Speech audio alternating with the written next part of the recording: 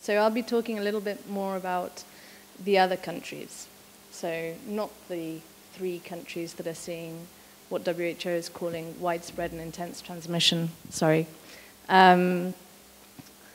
We've been working for, well, I've been involved only for a couple of months. I was somewhere else during the most part of this year, but since my return, we've been working very hard to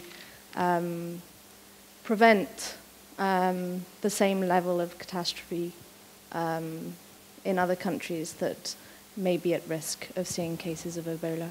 And we saw how quickly the 3 countries, Sierra Leone, Guinea, and Liberia, have rapidly spiraled out of control in terms of the Ebola outbreaks there. And although we're seeing some level of hope, I think the situation is still incredibly precarious for those countries and will have long-lasting impacts on the countries themselves. So just to recap a little bit on what we've heard already, so I won't spend very much time, we've seen over 15,000 cases of Ebola in West Africa. This is unprecedented and has called for a massive mobilization of actors, communities, health organizations, but also organizations across all levels of society. We're not just talking about health anymore. But all countries are at some level of risk in terms of the introduction of the virus. And partly that's because all countries are linked by travel.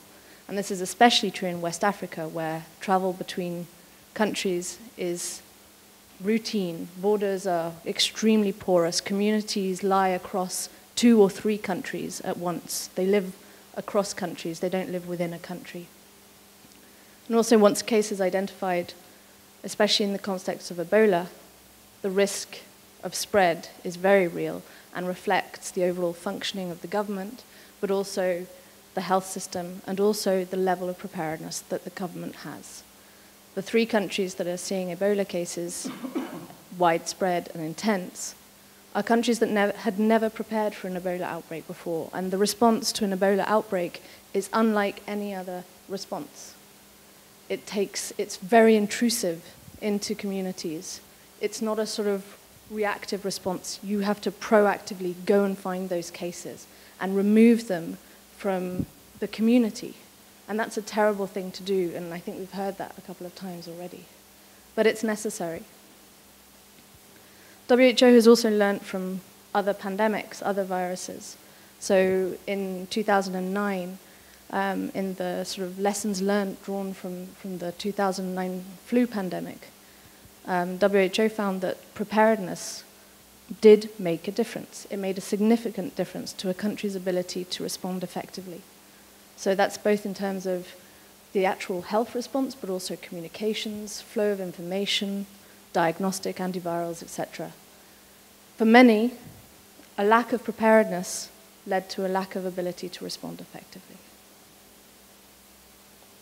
So Ebola virus disease preparedness is now the third of the 3 technical streams that WHO is following very as a priority. The first is response, vaccines and therapeutics, and preparedness. And that's sort of demonstrated here within WHO's organogram for Ebola response. And you can't see it very clearly, but it doesn't really matter. There are 3 pillars of activity that go on, and they fall under 3 Assistant Director Generals. There has been an assessment over the summer and into September conducted by the African Regional Office, and they found that 71% of the 41 countries, non-affected countries, had no protocols for travelers, 65% had no isolation facilities identified for Ebola cases, 63% had no protocols to monitor contacts and identify them, 44% had no proper surveillance system in place, i.e. no proper way to detect those first crucial cases. And 32% had no access to diagnostic laboratory testing, which is, again, a crucial part of mounting an effective, efficient response. The assessment findings covered the whole of Africa and the whole of the African region, which in WHO terms does leave some countries out of the African region. So countries like Morocco, Tunisia, Egypt, and Sudan belong to another region, but similar preparedness activities have been taking place in all of the other regions.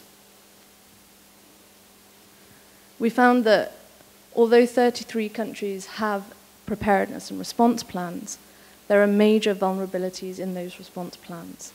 Weak surveillance systems, extensive movement of people across borders, cultural practices that can lead to reticence in engaging with the response, and then in the end up hampering any response that's currently underway, lack of case management, lack of infection prevention and control measures, and this is huge across West Africa, and limited health capacities in general, especially in terms of epidemic response. So in September, we identified, and we all knew this was the case, but it was reconfirmed, there's an urgent need to strengthen the capacity of unaffected countries to prevent and be ready to respond effectively. So the strategy we've taken is to convene partners in a meeting that was held in October, early October, and I think the World Council of Churches actually participated in this meeting, which was very good on very short notice. And the aim, and our strategic aim, is for all countries to urgently ensure that they're operationally ready, not theoretically ready, but operationally ready to safely detect, investigate, and report potential Ebola cases, and then to mount an effective response. And during this process, we identified 15 priority countries, of which 4, the most at-risk countries, are those that border the countries with current widespread and intense transmission. And you'll note that Mali is on that list and is now a country that's in a response phase. But the other countries are listed there. And then subsequent to that, we would focus on all other countries in Africa and countries in other regions. So our method is to, first of all, engage all major international partners, those that are already active in those countries for other things, but also those that are active in the Guinea, Liberia, and Sierra Leone, to build on the kind of work that they've been doing. And it's very much a question of building what's already been done in the 3 highly affected countries and using those benefits, using those lessons to share with the unaffected countries. And so for that, we use multiple approaches: baseline support, which is the provision of standards, guidance, tools; country visits, which has taken up a lot of our time in the past 2 months, well, 6 weeks really, that include exercises, tabletop exercises, field exercises, a lot of discussions with partners and national authorities in those countries. Tailored plans that support countries through this 30, 60, 90-day process, and a lot of partner communications and outreach to anyone that we think we can actually contribute to building preparedness in these countries. We use what we're calling a consolidated checklist that goes through 10, you can't read them, but there are 10 key components. And that spans community mobilization, budget, logistics, Ebola treatment centers, you name it, everything should be in there. The country visits are the first week of this 90-day process, basically. They enable us to go into the country with teams to conduct a number of activities, such as meetings with national authorities, field visits to specific areas, exercises, and meetings with partners already in the country. And they allow us to identify, for each country, their own specific 90-day plan with deliverables at 30 and 60 and 90 days.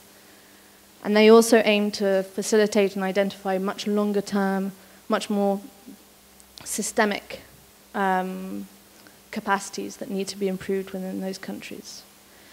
Participating in the missions is WHO always, and always partners. And these are brought in from international partners, but also partners that are active in the country already.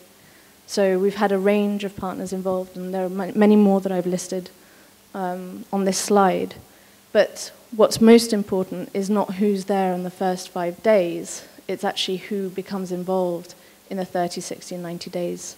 And I think that's where we're going to really have to work very closely with you, because there's a huge need for your involvement in these countries. In terms of the status, since the meeting in Brazzaville, we've actually completed the country visits in Mali, Côte d'Ivoire, Ghana, Mauritania, Cameroon, Guinea-Bissau, Benin, Senegal, Burkina Faso, and Gambia. Togo is ongoing, Central African Republic, Niger, and Ethiopia are planned before the end of the year. So we've had a very intense few weeks, and we've had a lot of country visits, and a lot of things and a lot of work has come out of these. For Nigeria and Democratic Republic of Congo, we're orienting their approach towards a lessons learned process. Nigeria has successfully contained an epidemic. They still have work to do that could happen again. So we're looking at their lessons learned and building on what they've already done. Just some observations, and then I'll show you some photographs and talk you through some more didactic slides. But each country is different, but there are a lot of cross-cutting areas that are coming out from our missions. One concern, and these are really my own personal concerns, having visited these countries, is a lot of the good results achieved, sorry, there's a word missing there, a lot of the good results achieved in the past 6 months in affected countries are not seen in unaffected countries. So if any of these have an Ebola epidemic, we'll be starting from scratch if we don't invest in preparedness in a consolidated way. Fear will dictate response, and fear is dictating the response in Mali. This is a key thing that's going to happen if we don't use this opportunity to work in those countries. Communities will react negatively. In all of the countries, I've spent 2 weeks in Mali, 2 weeks in Cameroon, and 2 weeks in Benin. In each of those, I had stories of communities ransacking hospitals, areas that had been identified to treat suspect cases, not confirmed cases. People have a very big gap in understanding the virus and the disease, and that will hamper its control if cases appear in those countries. There's a general lack of technical capacity to respond. Infection control in all of the countries we visited is a big problem. And so there's a clear need to really focus on some key areas. And then there's a lack of operational readiness. So we talk about plans, but plans may exist, but the planning process hasn't extended beyond those writing of the plans. It's very much set on a paper level. When you go down to the field level, there's nothing in place. Equipment hasn't been pre-positioned. People don't know how they can get money. All of these operational things that we've learned from Sierra Leone, Guinea, and Liberia as being crucial to enable people to work are also present in the countries that are still preparing or are yet to prepare properly. So I think that this is just a call for all of you to really think about these other countries and be involved as much as you can at the local level to try and redress. I mean, it might be a small effort, but I think the gains that we could get from preparing in these countries are huge when we see what's been going on in the 3 other countries. So I'll just finish with a couple of photographs. This is Kuremale. During our preparedness visit, was one of the locations we went to on a field visit. It's a border that straddles the border between Mali and Guinea, and that's the border. It runs straight through the town. And we actually visited their health posts there to see how they monitored people coming in from Guinea. 2 days after we went there, Mali declared confirmed their first case of Ebola, and this little girl who had come into Mali from Guinea traveled right through here in a minibus and was asleep. And instead of following the protocol of going and washing her hands and being tested for temperature, her grandmother said to the border guards that she was sleeping and could they not wake her up. And so they didn't, and she slipped through. But 10 meters either side of this, there is no border. It's a town, and people come through all the time. So borders are porous. This is a visit we did to the Ebola treatment center in Bamako, which is located at the same location where they're doing the vaccine trials.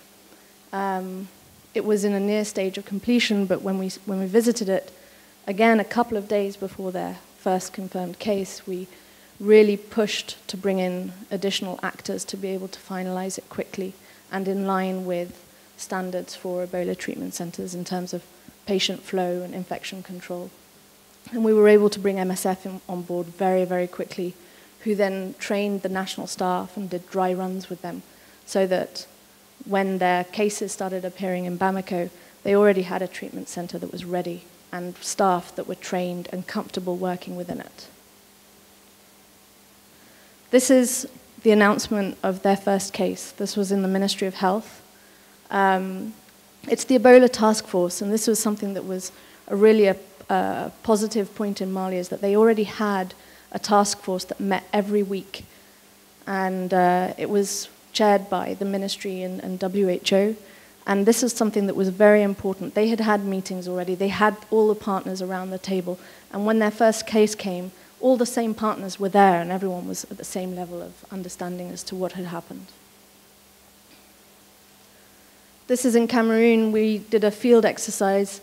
The person who played the patient was actually our social mobilization expert. We ran a functional exercise that started with a patient presenting at the local hospital and then ended with the patient being transported all the way to the unfinished Ebola treatment center in Yaoundé.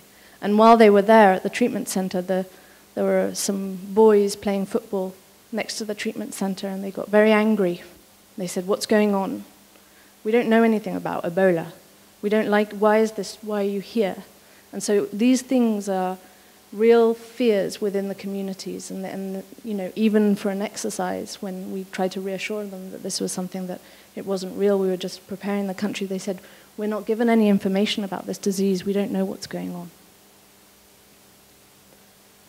We did a lot of reviewing of operational plans and budgeting those plans so that partners can actually contribute to them appropriately in the preparedness phase. And then this is finally in Benin, when the first day we arrived, we got told by the Minister of Health that there was a cluster of deaths in a hospital in northern Benin that they thought could be a viral hemorrhagic fever. And indeed it was. 2 of them tested positive for Lassa fever. Not for Ebola, thankfully, but Lassa fever is not very good either. And here we saw the preparedness mission was able to segue into supporting this response and actually seeing how Benin would mount a Ebola response. The response for Lassa and Ebola are the same. What we saw there was quite a worrying level of fear, not only within the communities, but also within healthcare workers. They didn't want to go anywhere near the patients. They didn't want to sample the patients. They were scared. 4 of their colleagues had died in the hospital. They hadn't used gloves. They weren't informed on basic infection control procedures, even though they had gloves at the hospital. This is a religious hospital that is actually well equipped. So we had quite a lot of work to do to reassure the medical staff in the hospital that we were going to help them combat this disease. But to do that, they had to take measures to protect themselves, and then they had to take certain response measures that would enable the outbreak to be controlled in an effective manner. And this is still work that's ongoing in the field. I returned on Tuesday. So that's it.